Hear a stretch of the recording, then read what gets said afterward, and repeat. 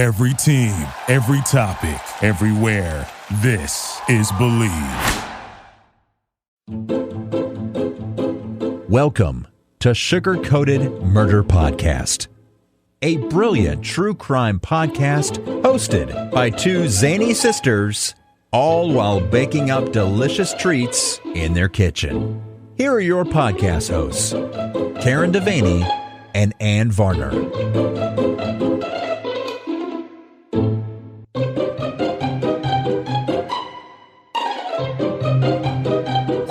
Karen Devaney. Howdy doody. It looks like you got something big going on in my I kitchen. got something happening in the kitchen, girl. What you doing? I am making something called an Italian Italian cherry pound cake. Wow. And it has cherries and almond, and it's going to be really yummy. I cannot wait. I can't wait either, because I love cherry. Me too. And I love pound cake. Me too. So, I mean, to combine the two, to me, it's genius. Yeah. I love it. So, yeah, I got this on a website called Giazzi. Okay. Giazzi. Yes, so it's very Italian. Italian. Yes, and I'm also getting. Sorry. I'm also getting ready to make you and I a liver drink. Oh, I do enjoy a liquor drink. Do you have any alcohol glasses? I do. They're behind the coffee filters. If anybody breaks into my house and you want to take my highball glasses, they're behind a coffee Or filter. if you just want to make a liver drink while you're breaking in and you want the right highball glasses, then that's what you get. You gotta go behind the coffee filters. Indeed you do. All right, well, welcome to Sugar Coated Murder Podcast, damn it. Yes, welcome. It has been a splendid weekend. We attended the Savannah Crime Expo this weekend. Oh, was that ever fun? That was a lot of fun, I have to say. So much fun. I'll be excited for it next year. Me too. I think it's just going to get bigger and bigger and bigger. This year was kind of its start. It tried to get its start in 2019, and then the old COVID hit and it's ruined everybody's day. Right. Now, she's got it going on. And I'm hoping it grows and grows, and I think my whole entire family wants to go next year. Oh, wow. Yes. Yeah, so we got to listen to Dr. Henry Lee. He talked about some interesting stuff. And yes, if anybody knows anything about forensics, he is the forensics dude. Oh my gosh, and he's got such a sense of humor. I love him. He's adorable. Yes, he really is. And his wife, OMG, don't get me started with her. Oh, Angel.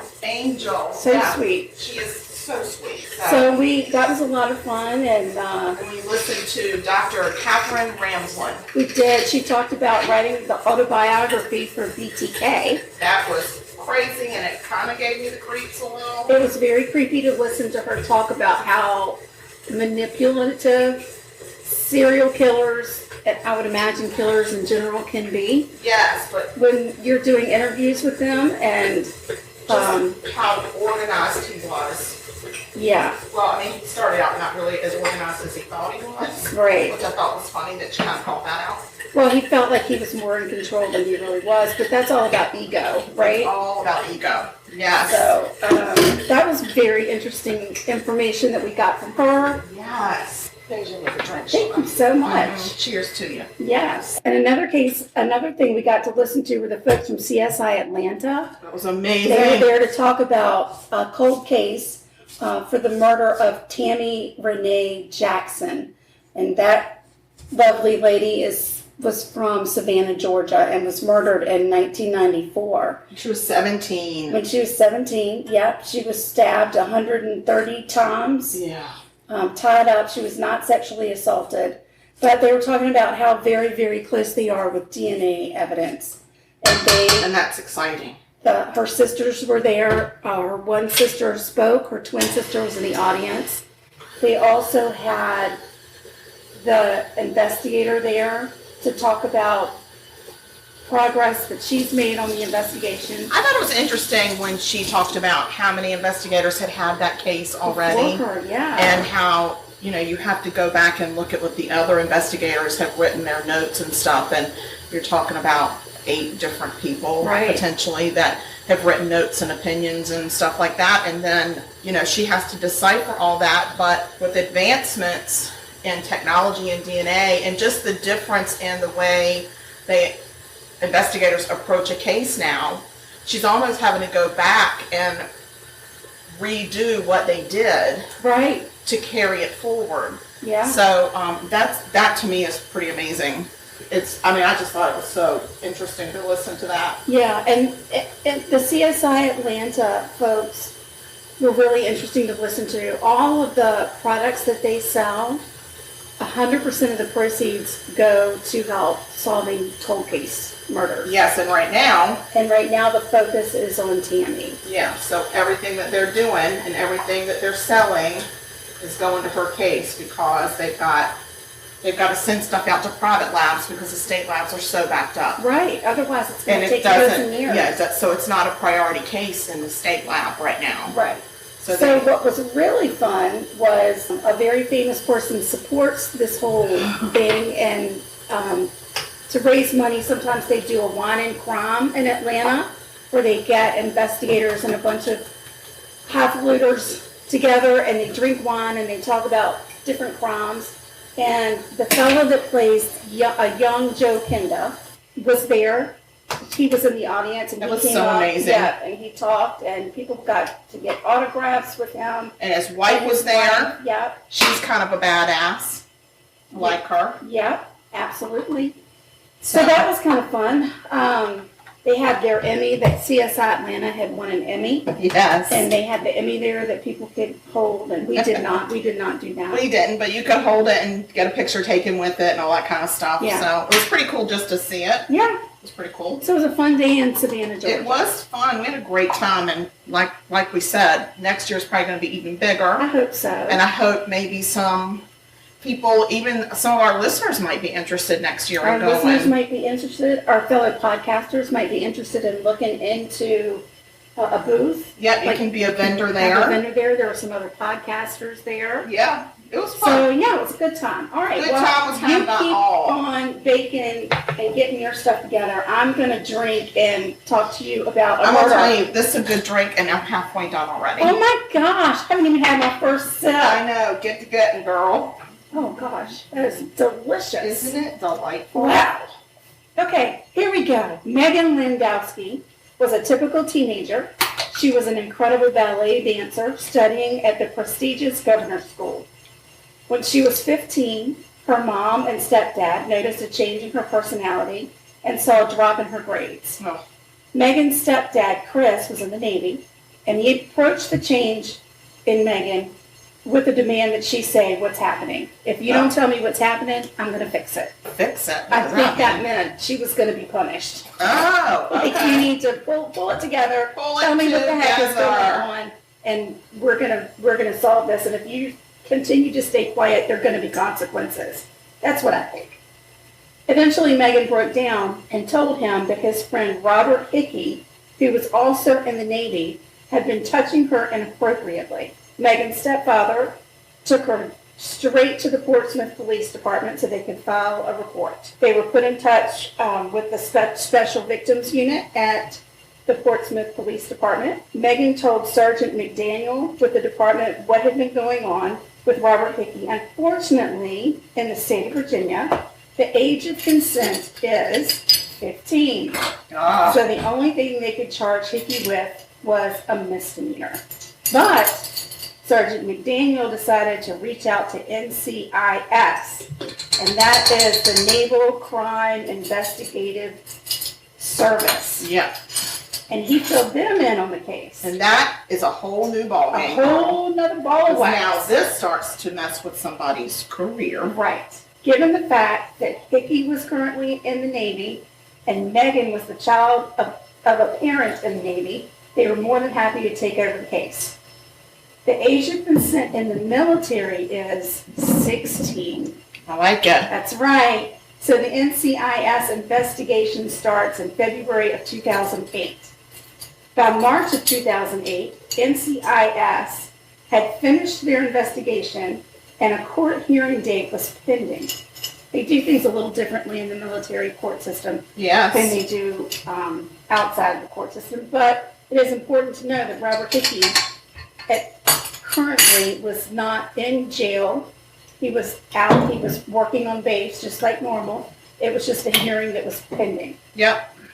On April 10th, 2008, Chris came home from work around 4 o'clock in the afternoon and walked into a horrendous scene. Meghan was lying on the floor covered in blood. She had been brutally assaulted, and it appeared that her throat had been cut. It was obvious that she had also been sexually assaulted.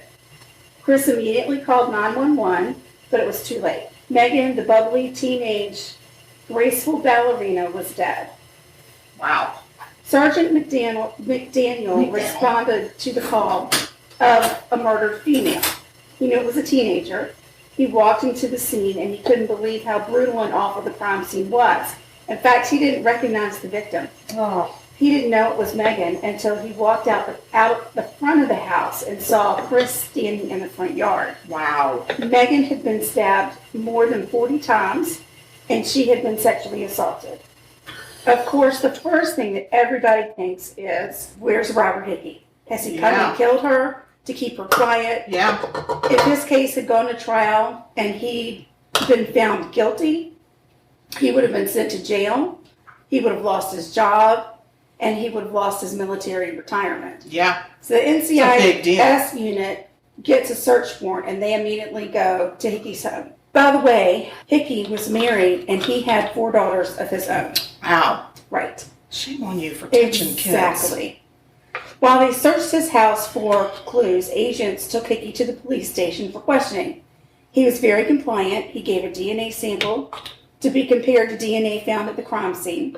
He said he had been at work when Meghan was murdered.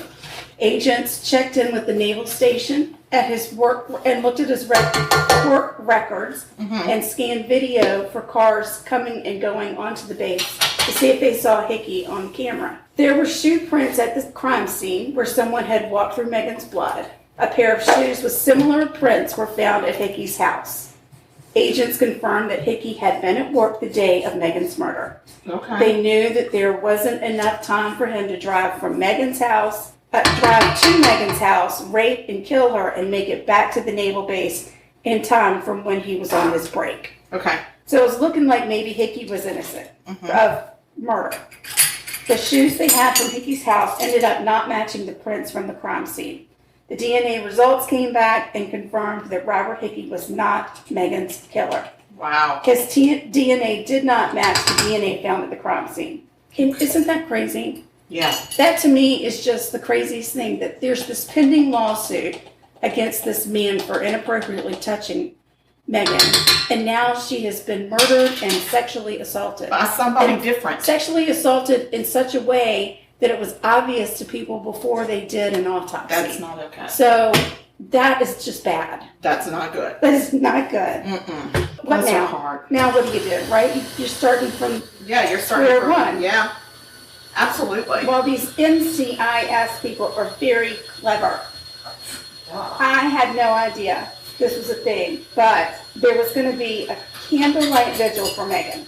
Uh-huh. The community planned to plant a tree in her memory. Aww. NCIS created a granite marker, like a headstone, to put by the tree that had audio and video capabilities built into it. The front door. What year is this? This was in 2008. Good gosh. So just remember that when you go visit your loved one at the grave. You might want to think about what you're saying. You're exactly right. I should. Somebody could be is listening. Do not confess all your sins there. Don't talk about stuff you don't want people to know. Yeah. Because there could be some eyes and ears on you. I know it. Oh my God. So they were hoping that the killer would show up, of course, and confess. But that didn't happen. Oh no. Still though, it kind of It's clever. Very clever. A little thought about what you might say to your friends. And good for them. You can tell they're really trying to solve this case if they go to those kind of lengths. Absolutely. So NCIS keeps working the case. They're able to determine that the blood sample they found at the crime scene was from an unknown male. We know it's a male. Okay. They actually decided to send that sample off to a lab that could do biogeographical ancestry analysis. Oh my God. And that was back in 2008. That's They've impressive. come way far since then, but back then it's a big deal. When they get those results back, they were stunned to find out that the sample belonged to an African American male. Oh. So in 2008, they weren't as advanced to do what they do now, you know, like where they go through all of the genealogy and come up with potential relatives and all of that stuff. But it was a big deal that they had this, okay, we know it's a black male. September of 2008, Meghan's family decided to do a memorial walk for Meghan. Okay. And Did they put cameras in the shoes? There are no cameras in the shoes. Okay.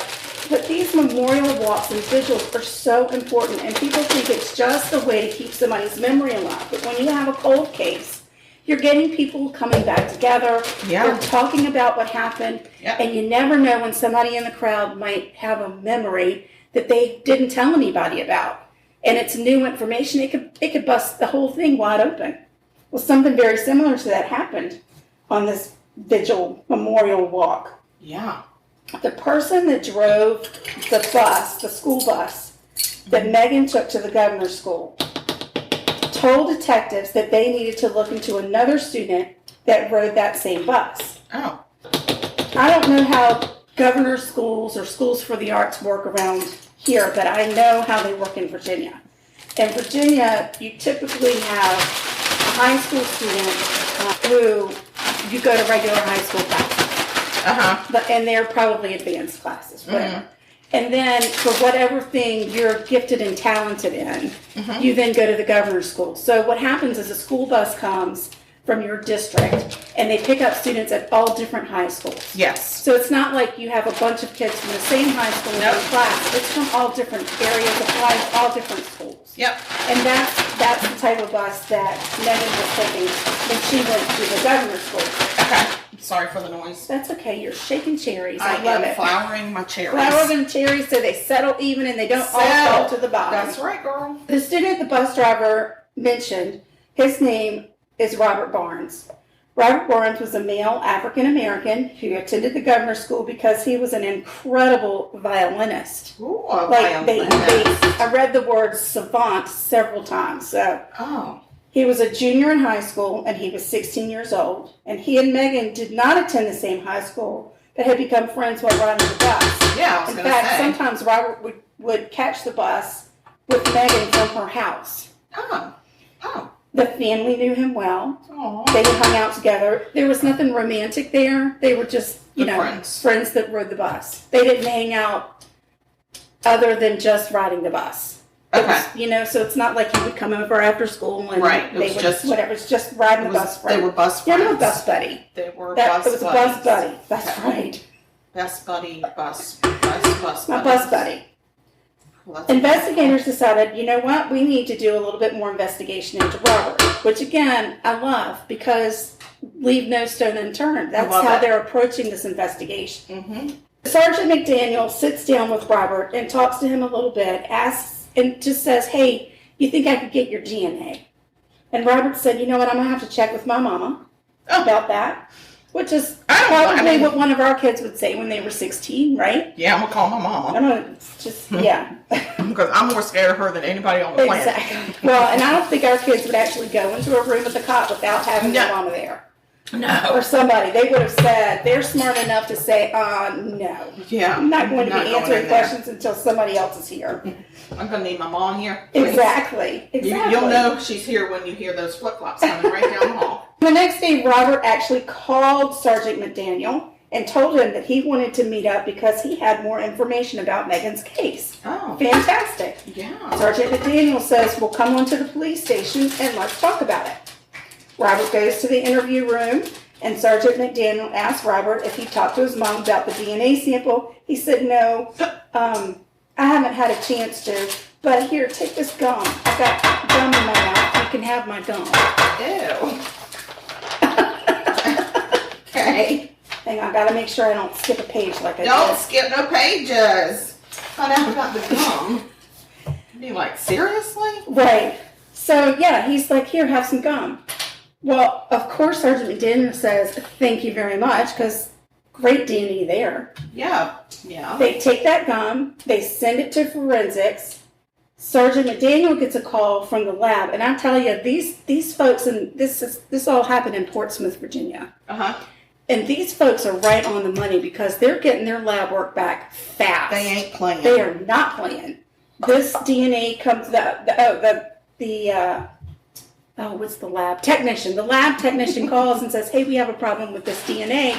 And Sergeant Daniel's like, "What could you possibly have a problem with the DNA? It's the guy's gum." No, it's probably the dog's gum. It was some girl's gum because it came back as female. Yeah, good try, mister. And Sergeant McDaniel, I saw an interview with him, and he was like, you know what? He did a bait and switch. Yeah. He switched out that gum, and I missed it.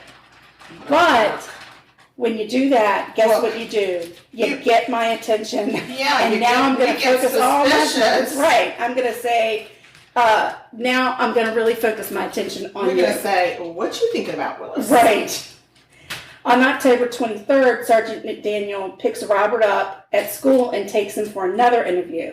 At this point, the Portsmouth Police Department lets the woman who had been leading the NCIS investigation know that Robert is being brought in for questioning. Okay. Now, it's my understanding that she had gone out on maternity leave, so she had been gone for a while, and she came back from maternity leave, and then she had gone to a class in Utah. She was in a training class. But when she heard what was happening, she stepped out of that class. She got into her car, and she hightailed it from Georgia to Virginia. Wow, look at her. It was an 8.5 hour trip, and she said, I'm on the way. Good for her. I love that dedication. I just do. All right, they got Robert at the police station. They wait because his mama comes. They get mama in the room. And we say, did you know he's been chewing on another girl's gum? Robert proceeds to tell Sergeant McDaniel that Meghan had asked him to take another sip of bourbon. Yes. That'll sharpen those vowels and asked him. Here you go. Yeah. My God, didn't ask him. I didn't ask him. I asked him to stop by on April 10th. Oh. He said he knocked on the door, but there was no answer. So, I mean, like you and I would do if there's no answer, he walked around and climbed into the window, into a window, and got into the house that way. I feel like I would have left a note and said, call me when you get home. Oh, really? That's not what most people do. They don't break into a window and crawl into the house? Not typically. Wow. But so he gets into the house, and he goes to Meghan's room, and he says, and there's Meghan sitting on the bed with a guy, a dude. And the dude's got a mask on. And he's got a gun pointed at her. Come on. And this gun-wielding masked man made me tie Meghan up and rape her. Then he made me stab her. Come on, Robert. Well, you know, he's just as smart as they get. Well, of course. Of course we're going to believe that story. Yes. No. There was one set of footprints, one thing of DNA, and a thumbprint on a door. So that, no. We gotcha, dude. No. They decided, we're just going to go ahead and arrest him. So they get a search warrant, and they were able to finally get his DNA. Yeah.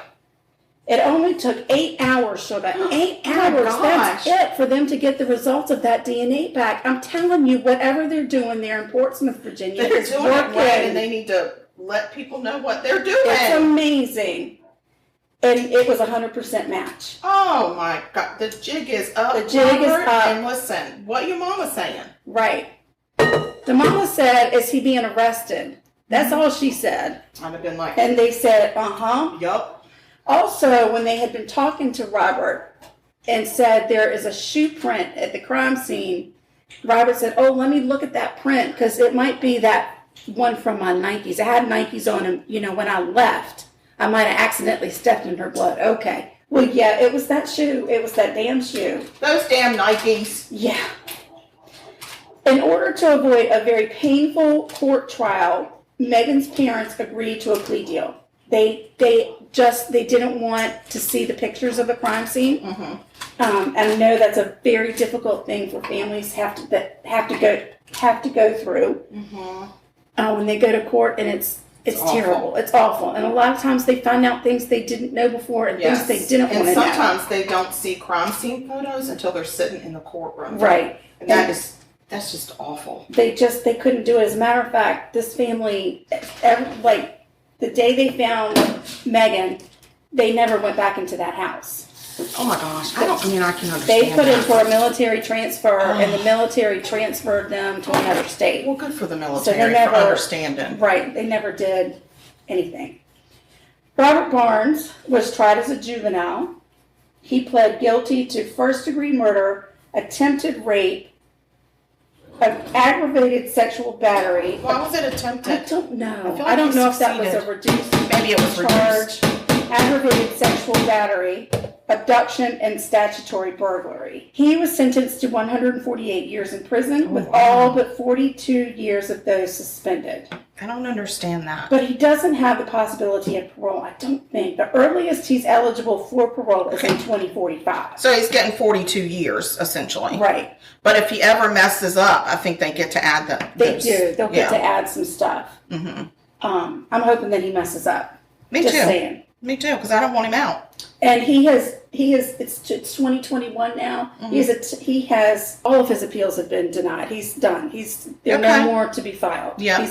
It's finished. So he will be sitting there. And then just a follow-up on, in case you wondered whatever happened to that old Robert Hickey. I am trying to figure that out. Robert Hickey was dishonorably discharged from the military. Oh, Robert. Because he has a way. Because he's a touchy-feely asshole that likes to touch little girls. In the interview that I saw, the detective said it was very obvious from what Meghan told them that he had been grooming her. So he was a sexual predator. And for God's sakes, not only in the military, but he had 4 daughters. That's crazy. Jiminy crickets. I wonder if his wife stayed with him. I don't know. That's the end of my story, but I want to tell you that we have a fan, and her name is Mary Beth, and she's the one that told us about this murder. Yes. So we want to thank Mary Beth for doing that. Thank you, Mary Beth. It was very sweet. I know. It's so sweet of her to send us a murder. It was. And I got my information because this Robert Barnes was tried as a juvenile. Unfortunately, there were no court records for me to look at. Oh, yeah. But I did watch an episode of 48 Hours NCIS to catch a killer. I didn't even know there was a thing. Either, but it was really good. Oh, well, there's a whole look at there's some episodes. I want to say there are 2 seasons on demand of 48 Hours NCIS. Well, I guess we were just asleep when that was happening. I guess. We must have been raising our babies or something.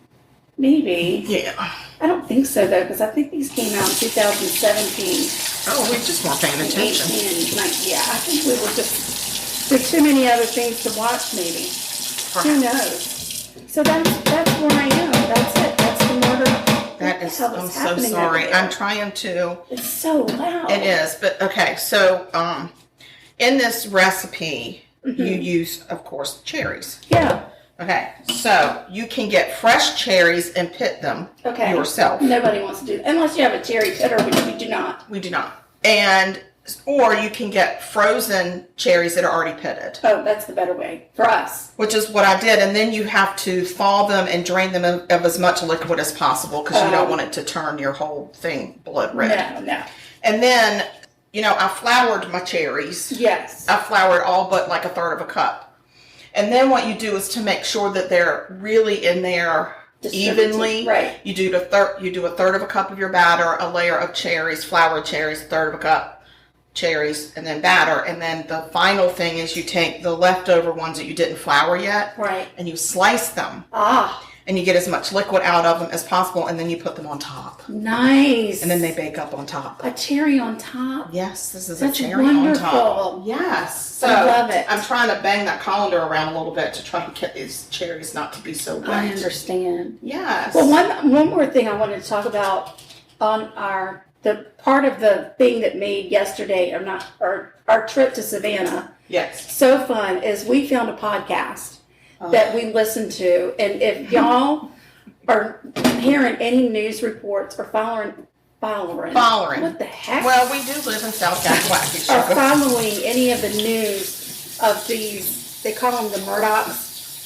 But they're not spelled the Murdochs, just by the way. It's spelled Murdaugh. And the father is the one that's in a deep load of trouble right now. His first name is spelled A-L-E-X, Alex, but he goes by, are you ready for this?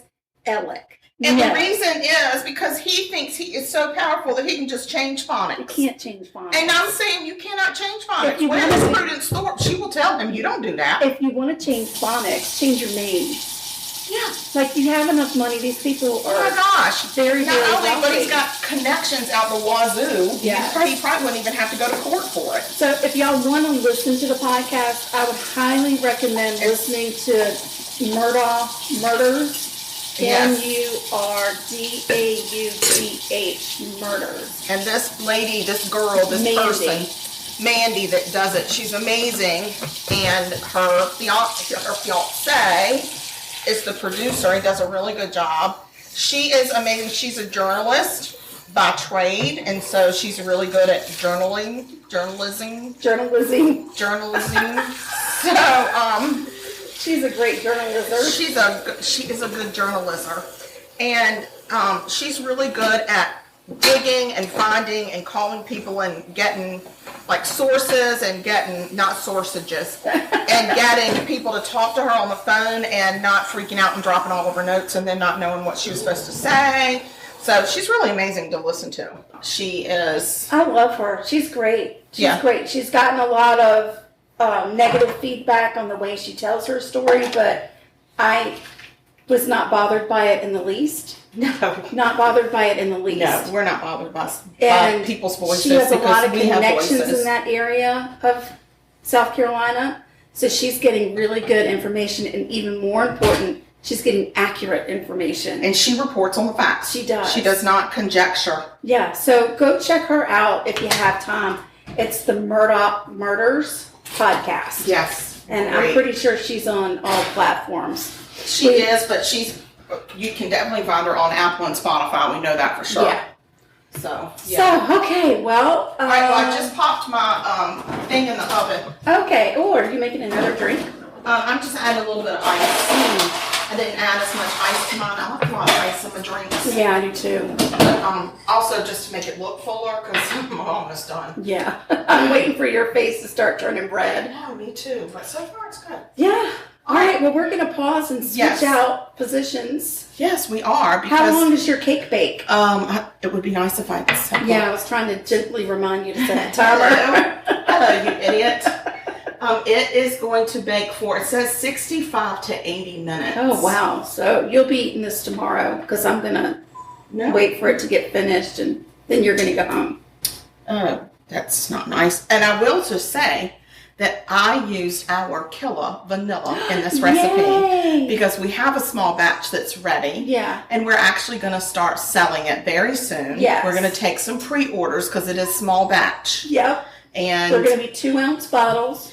Yes, and we haven't set a price yet. We have to do some calculating and figuring. Yeah. Got to get our fingers and toes out and our abacus. And yeah, our abacus. Especially, we need to get some batteries for our abacus and see what we can do.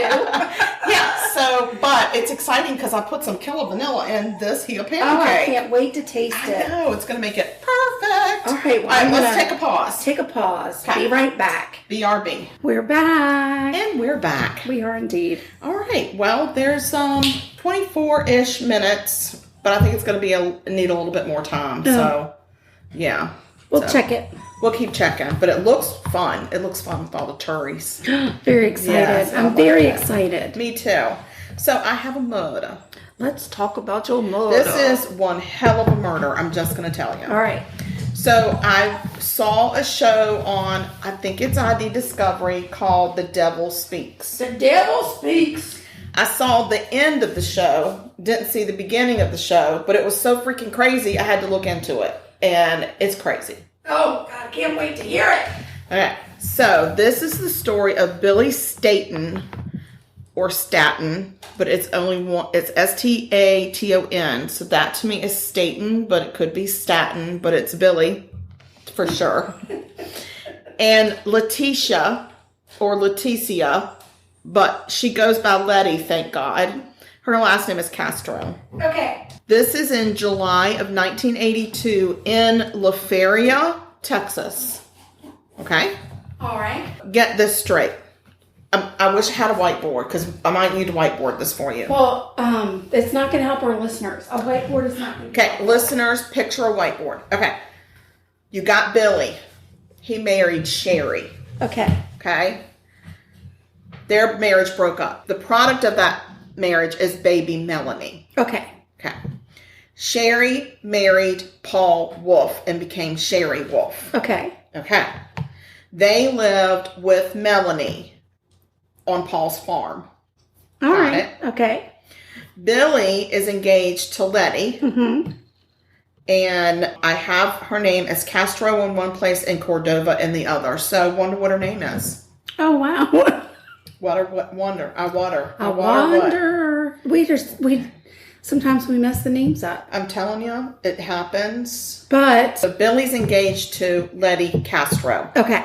Letty Castro is an elementary school teacher. Mm-hmm. And they are going to be married on August 7th. Gotcha. Sherry and Billy shared custody of Melanie. Billy gets Melanie every other weekend. Mm-hmm. Sherry really wants full custody of Melanie. Okay.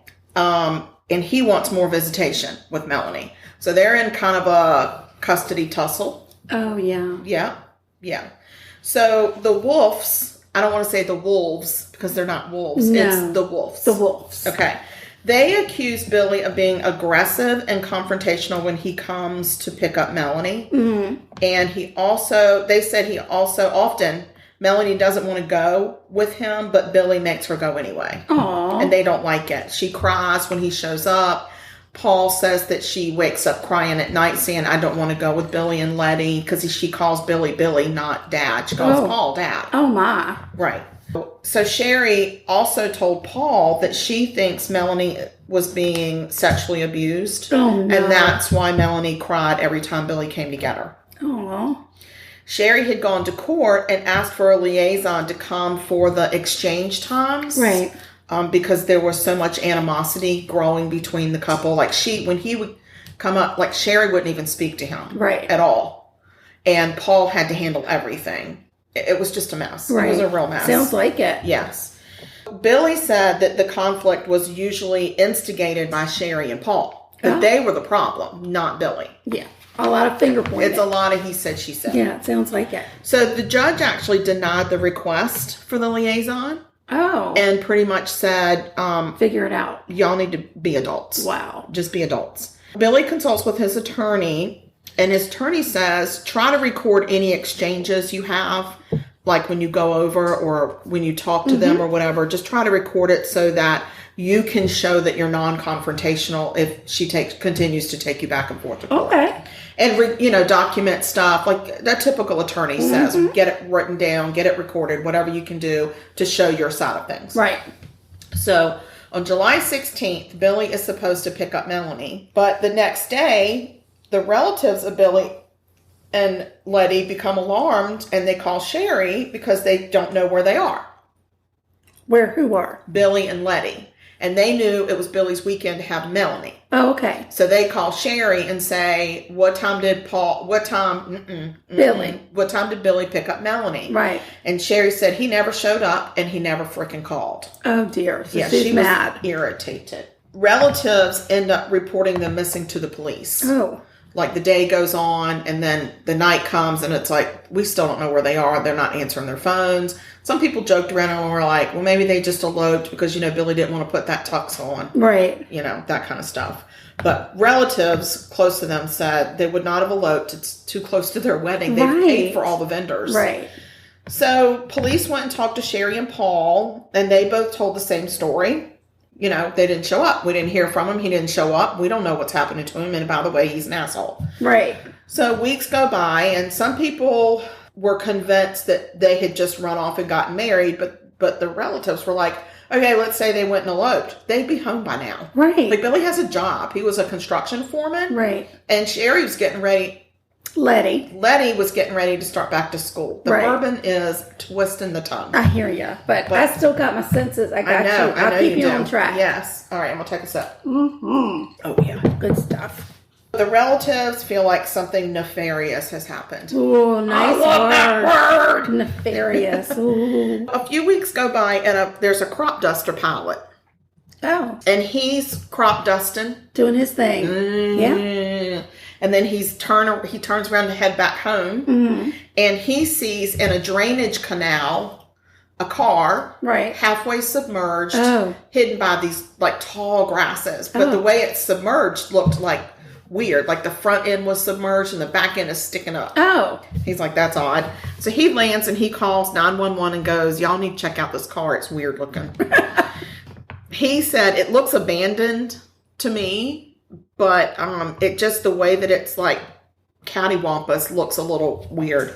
So of course police go out and they look at the vehicle. They actually have to have it towed out before they can even look at it because it's so far into the grasses. Wow. And it's Billy's car. Oh, no. And inside Billy's car, there's this big, large rock resting on the accelerator. Oh, no. So it doesn't look good for Billy and Letty. No. They open the trunk, but it's empty. Oh, okay. It's like a Trans Am looking car. Nobody's in the trunk. Nothing's in the trunk. Just a rock on the accelerator. Yes, this big old rock on the accelerator. So once the car is found, the Texas Rangers get involved. Oh, here they come. And they want to speak again with Paul to go back and say, maybe we need to talk a little bit more about what you know. So this time, he tells a completely different story. Uh-oh. When he goes to the police station on August 6th, the day before Billy and Letty are supposed to get married. So he says that Billy was late coming to pick up Melanie. Uh-huh. Sherry got frustrated waiting for him and left and took Melanie to her mom's because they had plans for that night. Okay. He said when Billy arrived and was told that Melanie was not there, Billy exploded in a rage and attacked Paul with a metal bar. Oh, my. And in the scuffle, Paul was able to disarm Billy, but ended up beating him in the head with said bar. Oh, no. And then he said that Letty had been in the car and had heard the fight and came running in and attacked him with a hammer. Oh, no. And he was also able to disarm her. Of course. And then accidentally beat her in the head with it. Oh. And she died. It's like, I'm beating her in the head and she just died. Oh, wow. Yeah. The nerve of her to die. I don't know. She just died. Being beaten whilst in the head. being beaten upon the head. With a pipe. Hammer. At the same time that Paul was at the police station confessing, a private eye that had been hired by Billy's family went out and they were searching all the canals near where the car was found. Yeah. And in a canal nearby, they find Letty's body. Oh, Letty. Yes. They find her body the day before her wedding, which I think is so tragic. I mean, it's just that date just keeps like, blah, I don't know. It's like all in my face. Blah, it's like, blah, it's in my face. Oh, my gosh. While that's happening, Paul told police, I will lead you to where Billy's body is, not knowing that they had found Letty's body already. Oh, gotcha. He leads them out. Paul leads the police out to where Billy is found lying in another drainage canal. There's lots of canals in this town. Yeah, it sounds like it. Lots of them. Right. He is submerged in about 3 inches of water, and he is very badly decomposed. Decomposed. And that's because he's in water, and it's Texas in August. Right. No. As they're pulling his body out, Billy's shirt kind of slips up. You know, they're like hoisting the body out. Billy, his shirt comes up, and lo and behold, there is a tape recorder taped around his midriff on his stomach. Bless his heart. Yes. The device, of course, is completely submerged in water. Of course. So they carefully remove it, and they send it to the FBI lab. And the lab was miraculously able to get the device to work, and they were able to restore the cassette tape. Wow. That's amazing. It's a miracle. An absolute miracle. It was a miracle in Texas. That he was badly decomposed, but the tape recorder was not decomposed. A Merkel. A Merkel. It's a decomposed Merkel. My God. I know. Then, when investigators listened to the tape, it told a completely different story from what Paul had told. Oh. He told a tall tale. A tall tale. He told a tall tale. What up, Bourbon? Okay, so here we go. It actually had recorded from the time Billy and Letty had pulled up in Billy's car to the Wolf's house until after Billy's body had been dumped into the canal. No way. The whole thing on tape. That's kind of creepy. Just crystal clear. It's very not okay. Because I heard parts of the tape. And oh, golly. So here's what the tape reveals. Billy and Letty pull up. Recorder's turned on. Billy says to Letty, "I'll be right back, baby. Going to get Melanie." He jumps out of the car. He goes into Sherry and Paul's house. Sherry, Paul, and Melanie are all there. That's not what Paul said.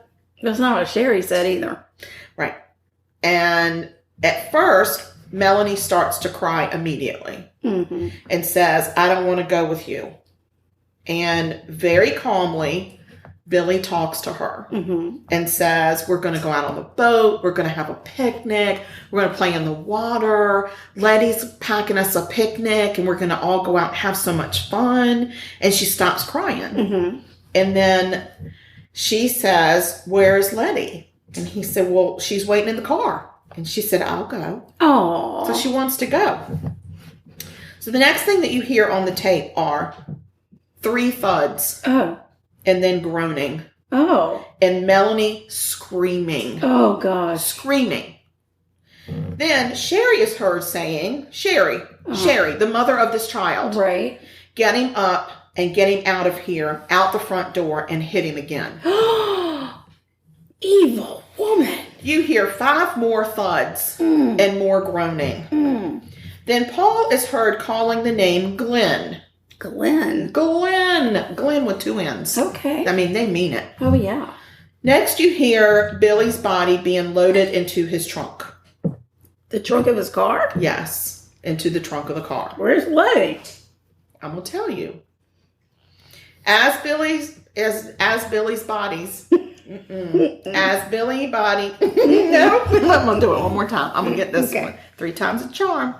As Billy's body is being driven to the canal, you can hear his shallow breathing and gurgling sounds. So he's still alive. But you hear him dying. Oh. I mean, it's really hard. That's bad. To listen to it. Yeah. But bless his heart. Also, while the tape recording is telling a story. Yeah, I mean, it is telling a story. Okay. The tape recorder is telling a story, but it's not a complete one. But no.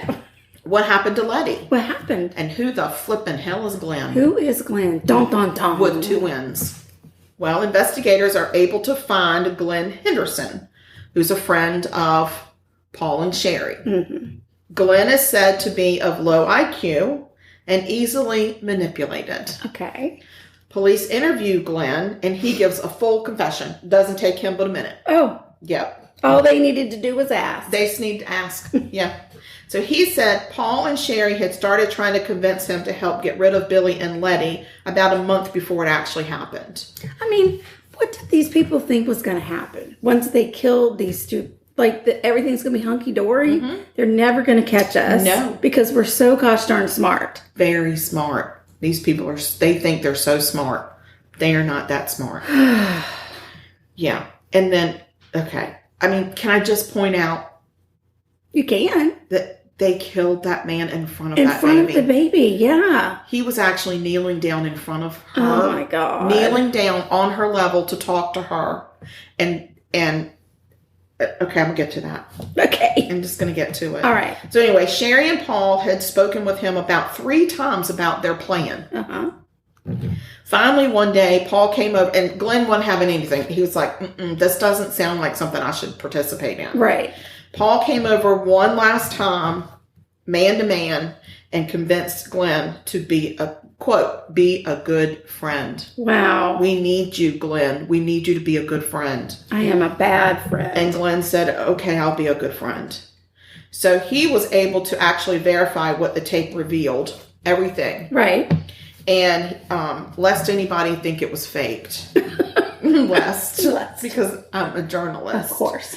So he said that Paul actually snuck up on Billy while he was kneeling down in front of Melanie talking to her.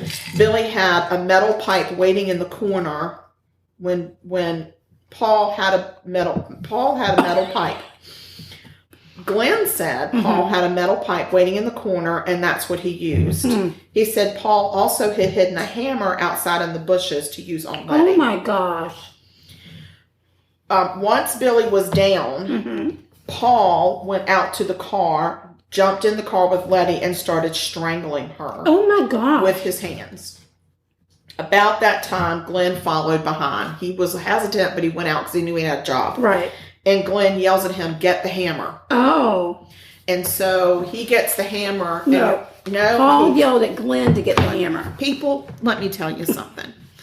Don't take what I'm saying as the gospel, because even though I have gone through meticulously and read documents and newspaper articles and written it down exactly the way it's supposed to be, I am not able to communicate it to you probably in the way that you need to understand it. It's fine. It's like I tell everybody in my life, you know what I mean. You know what I mean. That's why we're here, to help each other. You know what I mean. I speak Karen. So just go on what you know I mean and not what I'm actually saying. Come on. Okay. So Paul says, Glenn, get the hammer. Get the hammer. Glenn grabs the hammer and runs over, and Paul says, hit Letty in the head with it. Oh, and so no. Glenn hits her in the head. Oh, God. Beats her. Oh. And then they throw her in the back seat. Glenn. She's either in the back seat or in the passenger seat. I'm not sure, but she's done. She's done. Glenn does what Paul says. And then Paul drove Billy's car to the side yard so that they could load Billy into the trunk. Okay. So that's why you hear Billy getting hit the second time, and then you don't really hear anything until you hear his body being dumped. Right. Because the recorder was on his stomach and you can't hear what's happening to Letty. Right. First they go out and they dump Letty, and this is what's really disturbing. When they pull her out of the car, she is still alive. Oh, God. So Paul gives Glenn a shotgun and tells him to shoot her in the head. Glenn does what he is told. Oh, no. And you can hear the shot on the tape recorder. Oh, no. Next, they take Billy to a different canal. By the time they get him to the canal, he is dead. Right. From what they can tell. Yeah. And they dump him. Right. And now they have to take the car to yet another canal. They're very busy with these canals. Yeah. I'm thinking, shut the damn canals down, because they're trouble. Yeah. They're just trouble. Trouble. Paul had brought a large rock. Uh-huh. And he put the rock on the accelerator, right? Yeah. And then threw it into drive and jumped out of the car. Like the Dukes of Hazzard. Right. Yes. He expected it to take off and fly across the... Because that's what it does on TV. Because that's what he says on the TV. But I put physics. And it might be a word that Paul's unfamiliar with. Correct. So between the tape recording and the confession of Glenn, police round up all three assholes. They charge them all with first-degree murder. But Glenn, the first one to talk, Gets the deal. He gets the deal.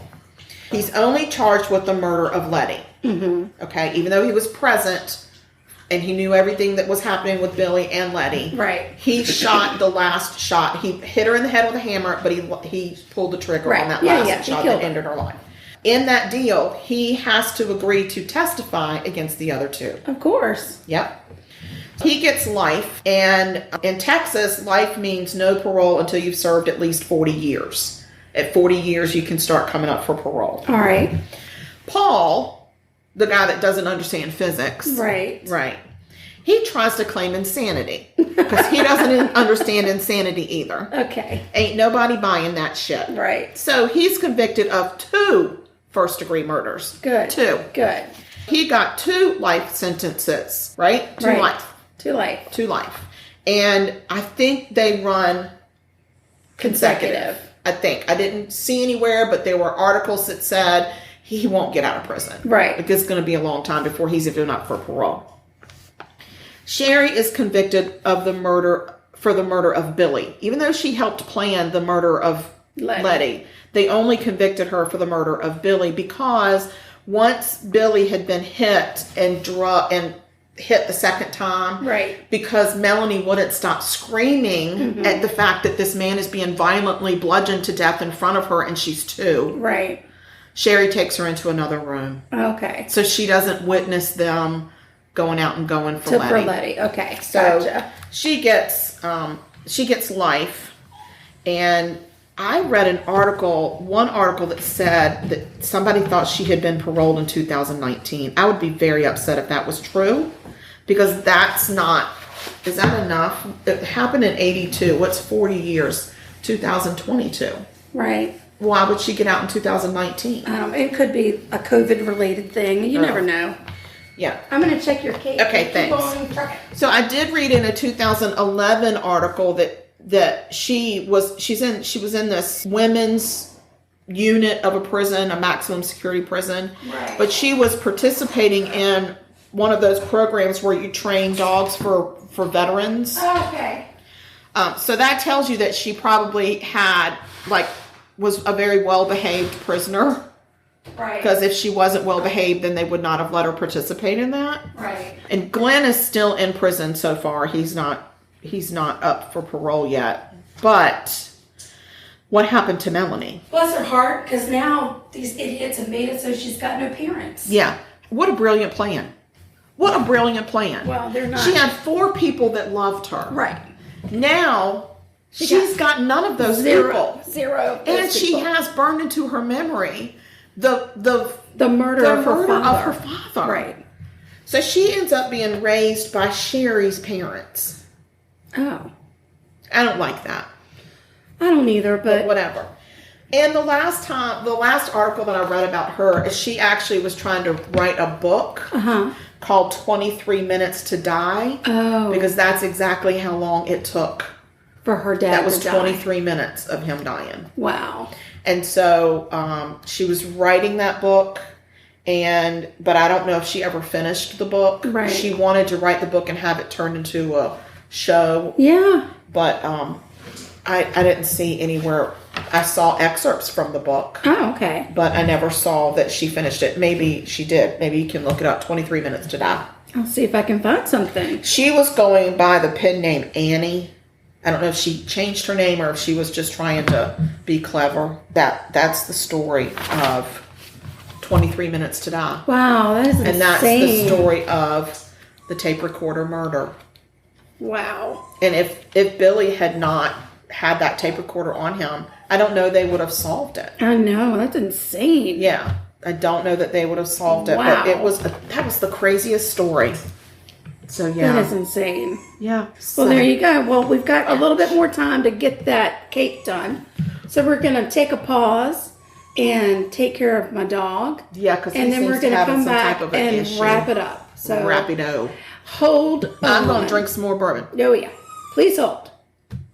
All right, we're back and we have got the most glorious, beautiful pound cake to taste. I cannot Guys, wait. this thing is really an easy pound cake, and it's made in a loaf pan. A loaf pan is so fun. I forgot to tell you, and I love that because then tomorrow morning when I get up with my coffee, and I'll be able to slice a little slice off, put some butter on it, and toast it. Yes.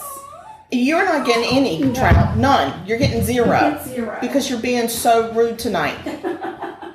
It's cooling, so let's just talk about our social media real quick. Okay, what do you want to tell us? I want to tell us about our email. Oh, it's very popular. We get all kinds of emails from You would not believe the stuff in our email these days. Lord Oh my mercy. gosh. If we told you, you wouldn't even believe it. No. I mean, No. seriously. No. It's crazy. We live a crazy life. We do.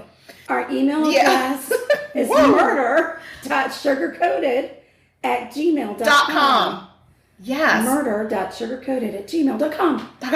And we have social media, and it's, well, I already said Instagram. that. It's Instagram. Yes. We've got the Insta in the gram. Yes.